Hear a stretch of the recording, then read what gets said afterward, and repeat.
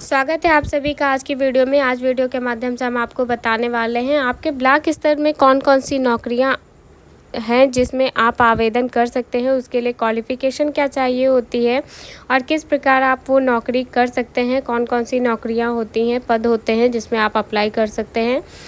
तो सबसे जो पहली बात है वो आपके ये एनआरएलएम से जुड़ी नौकरियां हैं जो ब्लॉक स्तर से जुड़कर आपको रोज़गार के रूप में मुहैया करवाई जाती है। तो सबसे पहली जो नौकरी है वो अधिकतर महिलाओं के लिए है, जो है सीआरपी दीदी की नौकरी, जो हमारे वहाँ ब्लॉक स्तर पर अधिकतर महिलाओं का चयन किया जाता है, कम्युनिटी रिसोर्स पर्सन की। ये वो महिलाएं होती हैं जो गांव-गांव में जाकर एसएचजी बनाती हैं, फिर ट्रेनिंग कराने की जो प्रक्रिया होती है उसे समझाती हैं और एसएचजी से जोड़ती हैं।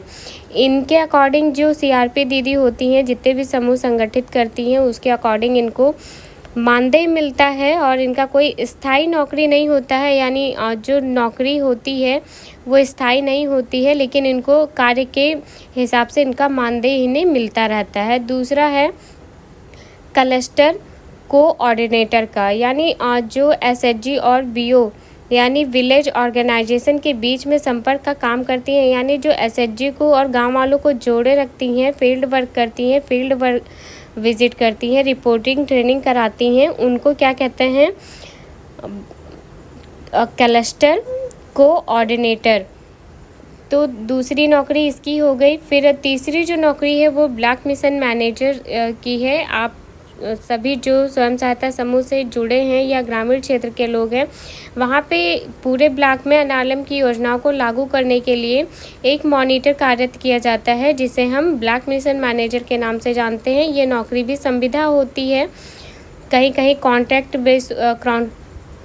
बेस होती है, सरकारी नहीं होती है, संविदा के रूप में होती है। जो चौथी नौकरी होती है वो लेखाकार की होती है, यानी इसमें जो फाइल का या ऑफिस का लेखा कार्य काम होता है, अकाउंटेंट का, वो करता है। फिर आता है data entry operator. Data entry का कार्य अधिकतर सभी स्थानों पर आपको मिल जाएगा। जितने भी ऑनलाइन वर्क होते हैं, वो चाहे स्वयं सहायता समूह को ऑनलाइन करना हो या स्वयं सहायता समूह से जुड़ी जानकारी ऑनलाइन फीड करनी होती है, तो डाटा ऑपरेटर की ज़रूरत पड़ती है। और बैंक सखी दीदी आप सभी के बीच में रहकर ही कार्य करती हैं, जो एसएचजी की महिलाओं को बैंक की सेवाओं से जोड़ती हैं। ये एक ऐसी पोस्ट है जिसमें अधिकतर महिलाएं ही भाग लेती हैं और अप्लाई करती हैं अपने ग्रामीण क्षेत्र में रहकर, वहीं से इन योजनाओं का लाभ लेती हैं। और इनकी जो क्वालिफ़िकेशन है उसके बारे में यदि हम बात करें तो यहाँ पे जो लोग स्वयं सहायता से जुड़े हुए हैं, स्वयं सहायता समूह से जुड़े हैं, एनआरएलएम में नौकरी कर रहे हैं, तो वो बहुत ही अच्छी तरीके से जानते हैं कि इसमें अधिकतर बहुत ज़्यादा पढ़े लिखे लोगों की संख्या कम होती है। तो जितने भी क्वालिफाइड लोग हैं, यानी आपने क्लास 8 किया है, हाई स्कूल किया है, इंटर किया है या आपने ग्रेजुएशन भी किया है, तो आप पद के अकॉर्डिंग अपना जो आवेदन है वो कर सकते हैं। इसमें क्लास 8 से स्टार्टिंग करके आप पोस्ट ग्रेजुएशन, यदि आपके पास कोई डिप्लोमा है, कंप्यूटर डिप्लोमा है, तो बड़ी से बड़ी नौकरी के लिए आप अप्लाई कर सकते हैं। इसमें बैंक सखी हो गया, मिशन मैनेजर के लिए हो गया, डाटा एंट्री ऑपरेटर के लिए हो गया, जिसमें अधिकतर 12th ही मांगा गया है, किसी में हाई स्कूल मांगा गया है, किसी में 8th क्लास पास आउट मांगा गया है, तो आप इसमें आवेदन कर सकते हैं। इसकी जो आवेदन प्रक्रिया होती है वो आप सभी लोगों को पता है कि जो ऑनलाइन प्रक्रिया होती है वो बहुत ही कम होती है।